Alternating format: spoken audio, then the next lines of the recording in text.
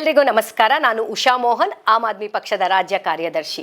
ರಾಜ್ಯದಲ್ಲಿ ಒಂದು ಕಡೆ ನಿರುದ್ಯೋಗ ಸಮಸ್ಯೆಗಳು, ಬೆಲೆ ಏರಿಕೆಗಳು, ರೈತರ ಒಂದು ಸಂಕಷ್ಟಗಳು, ಬರ ಪ್ರದೇಶಗಳಲ್ಲಿ ಬೆಳೆಗಳಿಲ್ಲ, ಬಹಳಷ್ಟು ಮಹಿಳೆಯರ ಮೇಲೆ ದೌರ್ಜನ್ಯ, ಈ ರೀತಿ ಅನೇಕ ಹಾವಳಿಗಳು ನಡೀತಾನೆ ಇದೆ. ಅದರಲ್ಲೂ ಮಾದಕ ವಸ್ತುಗಳು ಅಂತ ಹೇಳಿ ಯೂತ್ ಎಲ್ಲರೂ ಸಹ ಇವತ್ತು ಒದ್ದಾಡ್ತಾ ಇದ್ದಾರೆ.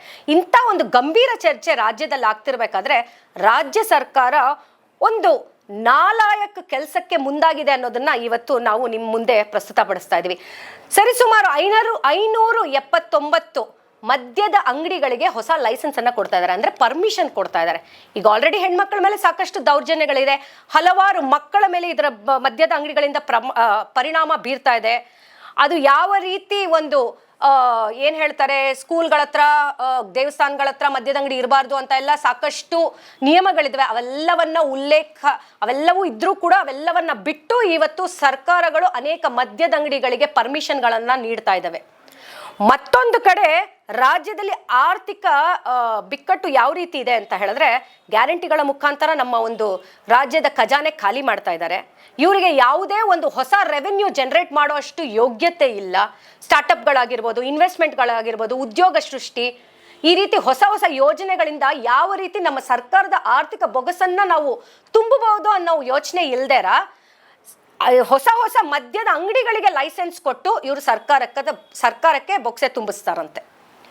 ಎಂಥ ಒಂದು ವಿಪರ್ಯಾಸ ನೋಡಿ, ಇವತ್ತು ನಾವು ಎಂಥ ಸ್ಥಿತಿಗೆ ತಲುಪಿದ್ದೀವಿ. ಇದೇ ಬಿಜೆಪಿ ಸರ್ಕಾರ ಸರಿಸುಮಾರು CL7 ಅಲ್ಲಿ ಸಾವಿರಾರು ಕೋಟಿ ಹಗರಣ ಆಗಿದೆ ಅಂತ ಹೇಳಿ ಸಾಕಷ್ಟು ಆರೋಪಗಳನ್ನ ಬಿಜೆಪಿ ಸರ್ಕಾರದಲ್ಲಿ ನಾವು ಕೇಳ್ಬಂತು. ಆದ್ರೆ ಅದನ್ನ ತನಿಖೆ ಮಾಡೋದು ಬಿಟ್ಟು ಇವತ್ತು ಬಿಜೆಪಿ ಅವರು ಇದ್ರ ಬಗ್ಗೆ ಮಾತಾಡ್ತಿಲ್ಲ. ಅಬಕಾರಿಯಲ್ಲಿ ನಡೀತಿರುವಂತಹ ಹಗರಣಗಳ ಬಗ್ಗೆ ರಾಜ್ಯ ಸರ್ಕಾರ ಕೂಡ ಇದರ ಮೇಲೆ ಯಾವುದೇ ಕ್ರಮ ತನಿಖೆ ಮಾಡ್ತಿಲ್ಲ. ಆದ್ರೆ ಹೊಸ ಲೈಸೆನ್ಸ್ಗೆ ಪರ್ಮಿಷನ್ ಕೊಡ್ತಿದಾರಂತೆ. ಮತ್ತೊಂದು ಕಡೆ 1993ರಲ್ಲಿ ಬಂಗಾರಪ್ಪನವರು ಮುಖ್ಯಮಂತ್ರಿಗಳಾದಾಗ ಈ ರೀತಿ ಬೇಕಾಬಿಟ್ಟು ಎಲ್ಲ ಕಡೆ ಲೈಸೆನ್ಸ್ಗಳನ್ನ ಕೊಡ್ತಾ ಬಂದ್ರು. ಆಗ ಅನೇಕ ಮಹಿಳಾ ಸಂಘಟನೆಗಳಾಗಿರ್ಬೋದು, ಜನಪರ ವೇದಿಕೆಗಳು ಮತ್ತೆ ಜನಪರ ಕಾಳಜಿ ಇರುವಂತಹ ಸಂಘಟನೆಗಳು ಇದನ್ನ ವಿರೋಧ ಮಾಡಿ ನಿರಂತರವಾಗಿ ಹೋರಾಟ ಮಾಡ್ಕೊಂಡು ಬಂದು ಇದನ್ನ ಒಂದು ಹಂತಕ್ಕೆ ತಂದಿಟ್ಟಿದ್ರು. ಅದಾದ ನಂತರ ಬಂಗಾರಪ್ಪನವರ ಅವಧಿಯ ನಂತರ ಯಾವುದೇ ಸರ್ಕಾರಗಳು ಕೂಡ ಈ ರೀತಿ ಒಂದು ಮದ್ಯದ ಅಂಗಡಿಗಳಿಗೆ ಹೊಸದಾಗಿ ಲೈಸೆನ್ಸ್ ಕೊಡುವಂತಹ ಯೋಜನೆಗಳನ್ನ ಮಾಡಿರಲಿಲ್ಲ.